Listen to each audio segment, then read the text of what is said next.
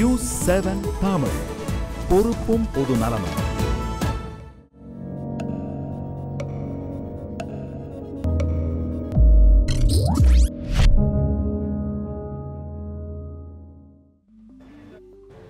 Zero ஆருக்கு உங்களை வரவேற்பது பனிமலர் மற்றும் ஹசீஃப். பனிமலர், இயக்குனர் பாலச்சந்தர் அவர்களுடைய மரணம் என்பது தமிழ் சினிமாவில் எது போன்றதொரு வெற்றிடத்தை ஏற்படுத்தி இருக்கின்றது. இயக்குனர் பாலச்சந்தர் தமிழ் சினிமாவுக்கு வழங்கிய கொடை என்ன என்பது போன்ற பல்வேறு விஷயங்கள் குறித்து விவாதிக்க இருக்கின்றோம். இரண்டாவது முக்கியமான விஷயம் அப்படின்னு பார்த்தோம்னா, டெல்லி மருத்துவர் மீது ஆசிட் வீசப்பட்டு இருக்கிறது. இது பெண்களுடைய பாதுகாப்பை மீண்டும் ஒருமுறை கேள்விக்குறியாக்கி இருக்கிறது. பல கேள்விகளை எழுப்பி இருக்கிறது. இது பற்றியான ஒரு விரிவான அலசலும் இருக்கிறது. அமெரிக்காவில் மீண்டும் ஒரு கருப்பின இளைஞர் சுட்டுக் கொல்லப்பட்டிருக்கின்றார். அதைத் தொடர்ந்து அங்கு மீண்டும் போராட்டங்கள் வெடிக்க தொடங்கி இருக்கின்றன. இது குறித்தும் விரிவாக பார்க்க இருக்கின்றோம். அதுக்கு முன்னாடி நீங்கள் குறிப்பிட்டது மாதிரியே இயக்குனர் சிகரம் பாலச்சந்தர் அவர்கள் மறைவிற்கு பிறகு தமிழ் திரையுலகத்தில் ஒரு வெற்றிடம் இருக்குது அப்படின்னே சொல்லலாம். ஒட்டுமொத்த திரையுலகம் மட்டும் இல்லாமல் தமிழகமே ஒரு மிகவும் துயரத்துக்குள்ளான ஒரு சம்பவம் அப்படின்னு கூட சொல்லலாம். இது பற்றி நம்மிடையே பேசுவதற்காக அவருடைய இயக்குனர் சரண் அவர்கள் நம்மோடு இணைந்திருக்கின்றார். பாலச்சந்தர் குறித்த நினைவுகளை நம்மோடு பகிர்ந்து கொள்வதற்காக சரணிடம் சில கேள்விகளை முன்வைப்போம்.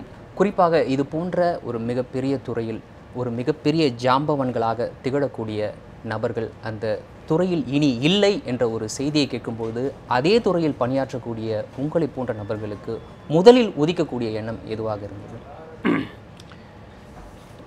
முதல்ல நம்ம அவ்வளோ பெரிய ஒரு ஆளுமையோடு நம்ம பழகியிருக்கிறோம், பக்கத்தில் இருந்து பார்த்துருக்குறோம். ஒரு பிரமிப்பாக வெளியிலிருந்து ஒரு இயக்குனராக அவரை பார்த்த காலமும், அதற்கப்புறம் நம்ம அவர்கிட்ட தொழில் கற்றுக்கிட்ட அந்த காலமும் நீங்கள் ஒப்பீட்டளவில் பார்க்கும் பொழுது நிறைய அதிகமாக நான் கிட்டத்தட்ட ஒரு 8 வருஷம் அவரோட இருந்திருக்கேன். ஸோ அவ்வளவு நாட்களும் அவர் கூட இருந்தனால அந்த வெற்றிடம் ஒரு தமிழ் சினிமாவில் இருக்கக்கூடிய அல்லது ஒரு இந்திய சினிமாவுக்கு இருக்கக்கூடிய ஒரு இயக்குனர் இல்லை இனிமேல் அப்படிங்கிறத விட, ஒரு மனிதர் நமக்கு எங்களெல்லாம் உருவாக்கின ஒரு மனிதர் இல்லைங்கிற அந்த வெற்றிடம் ரொம்ப பெரியது. அந்த இழப்புங்கிறது இன்னும் அதிகம் எங்களை பொறுத்தளவில். பட் அவருடைய அந்த அந்த படைப்பு திறன் இருக்கு இல்லையா, அதை அந்த ஒரு பங்களிப்பாக அவர் பல பேர் தலையில் சுமத்திட்டு போயிருக்கிறார். அதை பிரித்து கொடுத்த மாதிரி தான் அவர் ஆஸ் ஒரு ஒரு படைப்பாளியாக பல விஷயங்களை பல பேருக்கு கற்றுக் கொடுத்து அவர் கொடுக்கறது நான் எப்போவுமே எப்படி பார்ப்பேன்னா, ஒரு கான்சன்ட்ரேட் மாதிரி ஒரு அந்த சிறப்பை நம்ம வாட்டரில் மிக்ஸ் பண்ணி தான் நம்ம மற்றவங்கெல்லாம் அதை யூஸ் பண்ண முடியும். பட் அது அவ்வளோதான். ஒரு ஸ்பூன் எடுத்தோம்னா நீங்கள் கிட்டத்தட்ட ஒரு 2 பாட்டில் நம்ம ரெடி பண்ணலாம். அது மாதிரியான ஒரு இதை பரவலாக கொடுத்துட்டு போயிருக்கிறார். ஸோ அந்த இழப்பை ஈடுகட்டுறதுக்கு எல்லாரும் சேர்ந்து முயற்சி பண்ணுவோம் அப்படிங்கிற மாதிரி தான் நான் நினைக்கிறேன். உங்களிடம் தொடர்ந்து பேசுவதற்கு முன்னர் பாலச்சந்தர் அவர்கள் தொடர்பான ஒரு செய்தி இருக்கின்றது. அந்த செய்தியை பார்த்துவிடலாம்.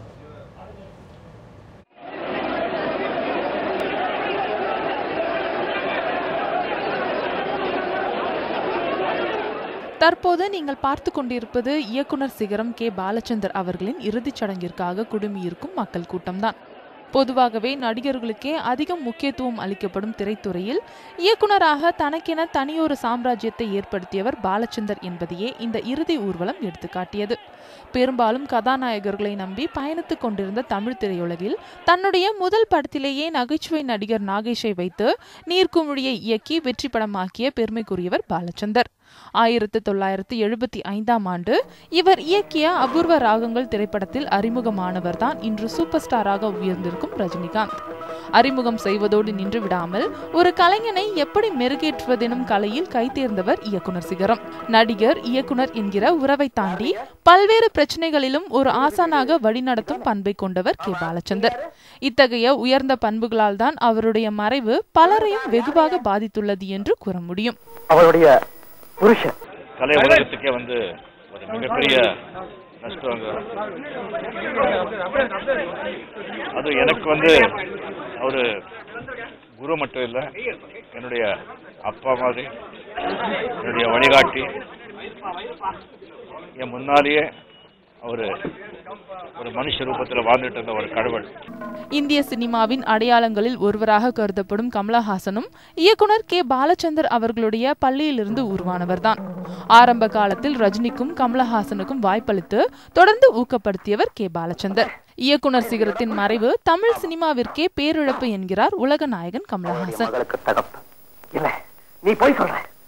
சடங்குகளில் அதிகம் நாட்டம் இல்லாத நான் அவரது இறுதிச் சடங்கில் கூட பங்கு கொள்ள முடியாமல் அவர் எனக்கு அளித்த இந்த சினிமா தொழில் செய்து கொண்டிருக்கிறேன். இதுவே அவருக்கு நான் செய்யும் அஞ்சலியாக இருக்கும் என்று நினைக்கிறேன். கதாநாயகிகளை மட்டுமே நம்பி படம் எடுக்க வேண்டும் என்கிற நிலையை மாற்றி கதாநாயகிகளை முக்கியத்துவம் கொண்ட கதைகளை உருவாக்கி அவற்றை வெற்றி படங்களாக கொடுத்தவர் கே பாலச்சந்தர். நடிகர் பிரகாஷ்ராஜ், நகைச்சுவை நடிகர் விவேக் உள்ளிட்ட முன்னணி நட்சத்திரங்களை திரையுலகிற்கு கொடுத்தவர். தன்னுடைய இயக்கத்தில் மட்டுமல்லாமல் அவருடைய தயாரிப்பு நிறுவனமான கவிதாலயா நிறுவனத்தின் மூலமாகவும் இசைப்புயல் AR ரஹ்மான் உள்ளிட்ட பலரை அறிமுகப்படுத்தியவர் இயக்குனர் சிகரம். தமிழ் திரையுலக வரலாற்றில் கே பாலச்சந்தருக்கான இடம் நிரந்தரமானது மட்டுமல்ல, பதிலீடு செய்ய முடியாதது என்பதே திரையுலகினரின் கருத்து. சோனியா, நியூஸ் 7 தமிழ், சென்னை. அந்த செய்தியை பார்த்தோம். அதில் குறிப்பிட்டிருக்கும்படியே பலரை அறிமுகப்படுத்தியவர் என்று மட்டுமல்லாமல் அவருடைய இயக்கிய படங்களில் மட்டுமல்லாமல் அவர் தயாரித்த படங்களையும் பலரை அறிமுகப்படுத்தி இருக்கிறார். அவர்கள் அனைவருக்குமே இது நிச்சயமாக மிகவும் ஒரு வேதனைக்குரிய விஷயம் என்றே சொல்லலாம். தொடர்ந்து நாம் சரணிடம் பேசலாம். இப்போது KB சாரை பொறுத்த அளவு அவருடைய காலம் அப்படின்னு தொடங்கிய அந்த காலகட்டத்திற்கு முன்னாடி பார்த்தீங்கன்னா கதாநாயகர்களை முன்னிறுத்தியே படங்கள் பெரிதாக வந்துகிட்டு இருந்துச்சு. படத்தை அடையாளம் காண்பது என்பது வந்து கதாநாயகர்களை ஒட்டியே இருக்கும். பாலச்சந்தர் சாருடைய படங்கள் வந்ததற்கு அப்புறமா இயக்குனர்களை அடையாளம் காட்டி இயக்குனர்களுக்கு முக்கியத்துவம் கொடுத்த ஒரு காலகட்டமாக மாறிப்போனது. இந்த ஒரு பரிணாம வளர்ச்சி அப்படின்னு இருக்கு இல்லையா, இது எப்படி அவருக்கு சாத்தியமாச்சு? இதுக்கு வந்து ஒரு தைரியம் வேணும். அதுவும் இன்றைக்கி வந்து யார் வேணாலும் எதை வேணாலும் பண்ணி பார்த்துடலாம். பட் வந்து அவர் டைரக்டராக உருவான காலத்தில் இருந்த சூழ்நிலை வந்து வேறு. நீங்கள் சொன்ன மாதிரி வந்து ஒரு கதாநாயகர்களை நம்பி இயங்கக்கூடிய ஒரு துறையாக, அதை வைத்து மட்டுமே அடையாளம் காணப்படக்கூடிய ஒரு துறையாக இருந்தது. இன்ஃபேக்ட் ஸ்ரீதர் சார் மாதிரி ஒரு அவங்கெல்லாம் வந்து ஒரு டைப்பில் ஒரு அட்டென்ஷன் வந்து க்ரியேட் பண்ணாங்க. பட் இவர் சார் வந்ததுக்கப்புறம் வந்து அதாவது வந்துட்டு எப்படி பண்ணுறதுன்னு யோசிக்கிறதுங்கிறது வேறு. பட் வந்து சொன்ன மாதிரி நீர்க்குமிழிங்கிற ஒரு டைட்டில், அதாவது சினிமா உலகமே வந்து சென்டிமெண்ட்டை வைத்து இயங்கக்கூடிய ஒரு உலகம். அது வந்து நீங்கள் வந்து நீர்க்குமிழின்னு முதல் படத்தில் வைக்கிறதுக்கே ஒரு தைரியம் வேணும். அந்த படத்தில் நாகேஷ் சாரை வந்து கதாநாயகனாக போடக்கூடிய ஒரு தைரியம் வேணும். ஸோ அதெல்லாம் வச்சுக்கிட்டு தான் அவர் வந்து உள்ளே இறங்கியிருக்கிறார். ஸோ அதுக்கு அது எவ்வளோ விதத்தில் வந்து அவர் தயாராகிருக்கணும் அப்படின்னு நினச்சி பார்க்கும்போது என்னுடைய ஆங்கிள்லேருந்து பார்க்கும்போது எனக்கு ரொம்ப ஆச்சரியமாகவும் பிரமிப்பாகவும் இன்னும் சில சமயம் வந்து பயமாகவுமே இருக்குது. அதாவது நீங்கள் சொல்வதை பார்க்கும்பொழுது இப்பொழுதும் கூட வாய்ப்புகள் அதிகமாக இருக்கின்றது. ஒரு 200 கோடி ரூபாய் பட்ஜெட்டில் ஒரு படம் வருகின்றது, வெறும் 2 கோடி ரூபாய் பட்ஜெட்டில் ஒரு படம் வருகின்றது. வாய்ப்புகள் அதிகமாக இருக்கின்றது. ஆனால் அப்போதைய சூழலை பொறுத்தவரை சினிமா ஒரு நேர்கோட்டில் தான் சென்று கொண்டிருந்தது, மாற்று வழிகளே கிடையாது. அந்த ஒரு சூழலில் இது போன்ற ஆய்வுகள் ஆராய்ச்சிகள் மேற்கொள்ள ஒரு கலைஞனால் முடிந்தது என்றால் எப்படி இது சாத்தியப்பட்டிருக்கின்றது? அவரால் சாத்தியம்ங்கிறது வந்து அதாவது அசாத்தியமான ஒரு விஷயத்தை வந்து சாத்தியப்படுத்தினது தான் வந்து அவருடைய ஸ்பெஷாலிட்டி. எவ்வளவோ இயக்குனர்கள் வந்துட்டாங்க. பட் வந்து இன்றைக்கி வரைக்கும் வந்து இந்தளவுக்கு ஒரு கிட்டத்தட்ட ஒரு 3-4 ஜென்ரேஷனை ரீச் பண்ணி இன்னும் நிலச்சி நிற்கணும் அப்படின்னு சொன்னால் அது எவ்வளோ தூரம் வந்து அவர் அதை அனலைஸ் பண்ணிவிட்டு இறங்கியிருக்கணும். அது மேபி அதாவது பொதுவாக வந்து அந்த காலத்தில் என்னென்னா சினிமாவுக்கு வந்து சட்டுன்னு வந்துடுவாங்க, யாரும் பெரிய படிப்பு படிச்சுட்டெல்லாம் வந்தவங்கெல்லாம் கிடையாது. அவங்களுக்கு வந்து ஒரு நாலேஜுங்கிறது வந்து ஒரு குறிப்பிட்ட விகிதத்தில் தான் இருக்கும். பட்டு இவர் வந்தப்போ இவர் ஆல்ரெடி அந்த ஏஜிஎஸ் ஆஃபீஸில் ஒரு மத்திய அமைச்சகத்தில் வந்து ஒர்க் பண்ணக்கூடிய ஒருத்தராக இருந்ததுனால, அப்புறம் நாடகங்கள் போட்டார் பார்த்தீங்களா, அந்த நாடகங்களில் வந்து ஒரு புதுமையான பல விஷயங்கள் வந்து அப்போ பண்ணி பார்த்துருக்கிறார். மேடை நாடகத்துடைய மரபை வந்து உடைத்து மாற்றியவர் வந்து அவர். ஸோ அங்கேயே அது வந்து ஆரம்பிச்சிட்டாருன்னு சொல்லலாம். அது ஆரம்பித்ததுனால தான் அந்த தைரியம் வந்து அந்த நாடக மேடை கொடுத்த அனுபவமும் தைரியமும் வந்து சினிமாவில் அவர் பரிச்சார்த்தமாக பல விஷயங்களை பண்ணி பார்க்குறதுக்கு வந்து ஒரு காரணமாக இருந்திருக்கு. நீங்கள் மிக முக்கியமான ஒரு விஷயத்தை குறிப்பிட்டீர்கள். அதாவது நாடகங்கள் தொடங்கி சினிமா என்ற ஒரு நிலைக்கு உயர்ந்தார் பாலச்சந்தர் அவர்கள். இந்த டிரான்சிஷன், இந்த மாற்றம் ஒரு வெகு எளிதாக நடந்து விடாது. ஒரு துறையில் நான் இருக்கும் பட்சத்தில் அந்த துறையிலிருந்து அந்த துறை சார்ந்த மற்றொரு துறைக்கு நகர்வதாக என்றாலும் கூட 1000 விஷயங்களை யோசிக்க வேண்டிய தேவை இருந்தது. அந்த நேரத்தில் பாலச்சந்தர் இந்த துறையை தாண்டி அந்த துறைக்கு நகரும் பொழுது அவர் மனதில் இது போன்ற எண்ண ஓட்டங்கள் ஓடி இருக்கும். எதன் அடிப்படையில் அவர் இந்த துறையை ஏற்றுக்கொண்டிருப்பார் என்று நீங்கள் கருதுகிறீர்கள்? ஒரு இயல்பான ஒரு மத்திய தர குடும்பத்தில் இருக்கக்கூடிய ஒருத்தருக்கு வந்து எந்த விதமான ஒரு தயக்கம் இருக்குமோ அந்த தயக்கம் வந்து அவருக்கு வந்து கண்டிப்பாக இருந்திருக்கு. ஆனால் அதுக்கு வந்து ஒரு டிரான்சிஷன்னு சொல்லுவாங்க இல்லையா, அதுக்கு வந்து அவருக்கு வந்து 2 படங்கள் வந்து காரணமாக அமைஞ்சிருக்கலாம் என்னுடைய கணிப்புப்படி.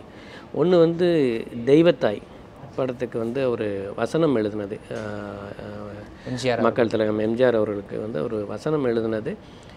அது வந்து ஒரு சின்ன அதாவது ஆழம் எப்படி இருக்குன்னு கொஞ்சம் காலை வச்சு முதல்ல பார்க்குற மாதிரி அவர் வந்து அதை பண்ணியிருக்கலாம். அதுக்கு வந்து எம்ஜிஆர் சார் கொடுத்துருக்கிற ஒரு தைரியம், ஏன்னா அவர் மெழுகுவர்த்தி நாடகத்தை பார்த்துட்டு அவரை கூப்பிட்டு அந்த வாய்ப்பை வந்து கொடுத்தது. அதுக்கப்புறம் சர்வர் சுந்தரம், அப்போ ஒரு தேர்ந்த இயக்குநர்கள் கிருஷ்ணன் பஞ்சு அவங்க வந்து அந்த படத்தை வந்து எப்படி எடுக்கிறாங்க, ஒரு படமாக எடுக்கிறாங்கங்கிறத வந்து ஒரு வசனகர்த்தாவாக, கதை வசனகர்த்தாவாக ஒரு நாடகம் வந்து எப்படி சினிமாவாக உருமாறுகிறது அப்படிங்கிறத வந்து பக்கத்துலேருந்து பார்க்கக்கூடிய ஒரு வாய்ப்பு அவருக்கு கிடைச்சிருக்கு.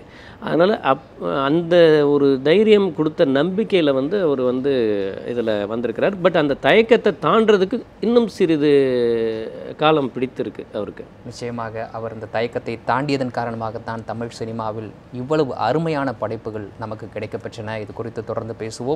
ஒரு சிறிய இடைவேளைக்கு பிறகு 0R தொடரும்.